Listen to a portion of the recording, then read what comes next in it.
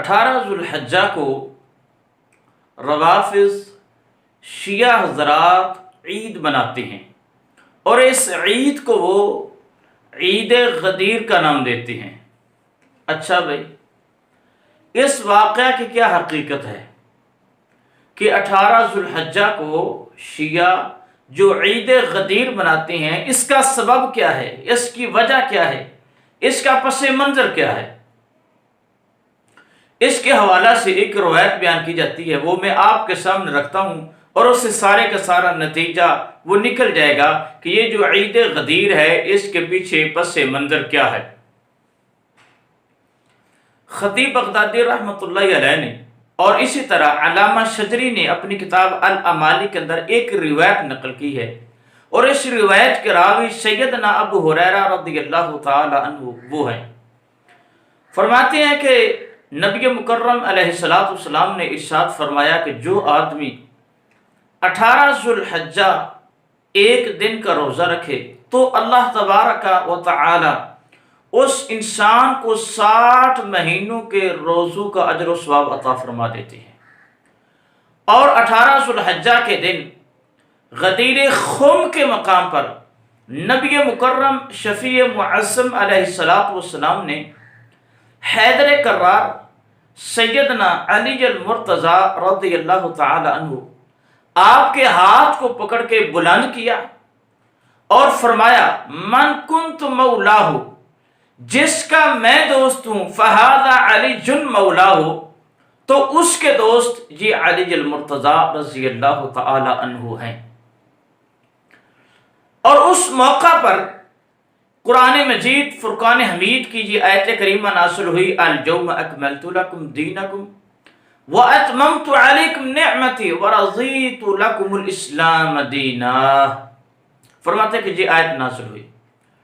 Number 1، یہ روایت سند کے اعتبار سے ضعیف ہے، یعنی پایا ثبوت کو ہی نہیں پہنچتی۔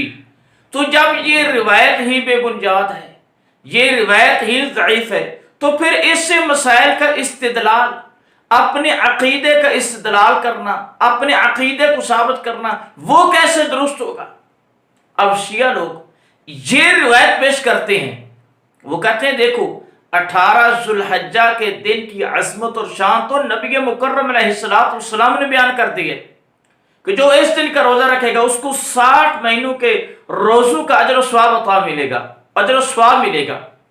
اور پھر وہ اس سے ایک اور بھی استدلال کرتے ہیں، وہ کہتے ہیں کہ اس روایت سے معلوم ہوا کہ سیدنا علی المرتضی رضی اللہ تعالیٰ عنہ آپ خلیفہ بلا فصل ہیں، خلیفہ بلا فصل ہیں، اس لیے وہ اس واقعہ کو بہت زیادہ اہمیت دیتے ہیں۔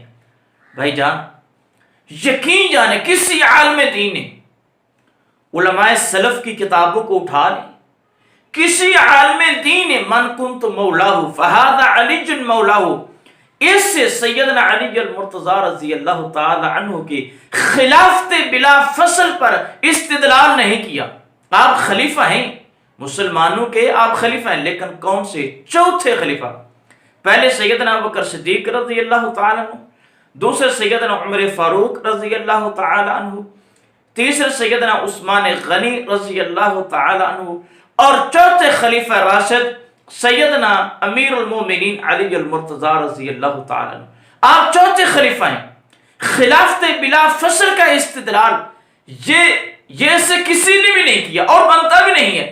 آپ علیہ السلام نے صرف اتنے ساتھ فرمایا نا کہ جس کا میں مولا، جس کا میں دوست ہوں، اس کا علی المرتضی بھی دوست ہے۔ تو اس خلافت کا استدلال کہاں ثابت ہو گیا؟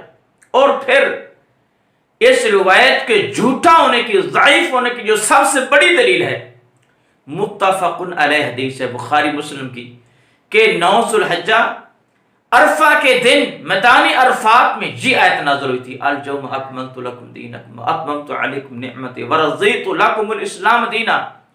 اب ایک صحیح حدیث کے مفہوم کو چھوڑ کے ایک ضعیف حدیث کو کیسے مان لیں کہ صحیح روایت کہتی ہے کہ اليوم اکملت لکم، یہ آیت حجۃ الوداع کے موقع پر یوم عرفہ کے دن نازل ہوئی ہے، لیکن ایک ضعیف روایت کہتی ہے کہ نہیں، یہ غدیر خم کے مقام پر نازل ہوئی ہوئی تھی جو مکہ المکرمہ اور مدینہ کے راستے میں آتے ہوئے ایک جگہ ہے. یہ بات غلط ہے، یہ استدلال ٹھیک نہیں ہے. اور یاد رکھیں اس مفہوم کی ایک اور بھی روایت پیش کی جاتی ہے جس کو ابن عساکر نے اپنی تاریخ کے اندر نقل کیا ہے، لیکن اس کے اندر بھی یحییٰ بن عبد الحمید حمانی راوی جو ہے وہ بالکل ضعیف اور مردود راوی، کذاب راوی ہے، جس کو محدثین نے قبول ہی نہیں کیا. کتنی عجیب بات ہے کہ ایک ایسا عقیدہ، ایسا نظریہ جس کی بنیاد نبی مکرم علیہ السلام کے فرامین عالیہ صحیحہ کے اندر ہے ہی نہیں، اور ضعیف من گھڑت روایات کو سامنے لا کے ان کو پڑھ کے اس پر اپنے ایک بنیادی عقیدہ کی بنیاد کو کھڑا کر دیا گیا ہے. افسوس کی بات ہے کہ سیدنا علی المرتضیٰ رضی اللہ تعالیٰ عنہ نے عید غدیر کے نام سے کوئی عید نہیں منائی. ائمہ اہل بیت سے عید غدیر کے نام سے کوئی عید معروف نہیں. اسلام نے ہمارے سامنے دو عیدوں کا تصور پیش کیا ہے، نمبر 1 عید الفطر اور نمبر 2 عید الاضحیٰ ہے. اور یاد رکھیں عید غدیر سب سے پہلے اس کا آغاز وہ 352 ہجری کے اندر اس کا ہو رہا ہے. عید غدیر کا آغاز 352 ہجری میں معز الدولہ نے کیا تھا عراق کے اندر. آپ سوچیں کہ جس عید کا آغاز 352 ہجری میں ہو وہ اسلام کیسے بن سکتی ہے، وہ دین کا حصہ کیسے بن سکتی ہے، وہ دین کا جز کیسے بن سکتی ہے.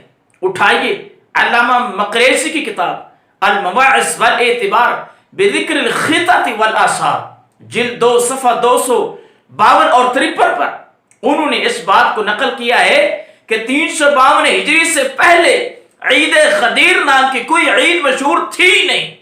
سب سے پہلے معز الدولہ نے اس کا آغاز کیا اور اس کے بعد اس کی تقلید میں آج تک اہل بدعات روافض وہ اس عید غدیر کو مناتے آ رہے ہیں. اگر یہ دین تھا، اگر یہ دین اسلام کا حصہ ہے عید غدیر، تو 352 ہجری سے پہلے اس کا وجود کیوں نہیں تھا؟ اللہ تبارک تعالی ہمیں بدعات سے ہٹ کر صرف وہی عقیدہ اپنانے کی توفیق عطا فرمائے جو عقیدہ کتاب و سنت سے ثابت ہے. وما توفیق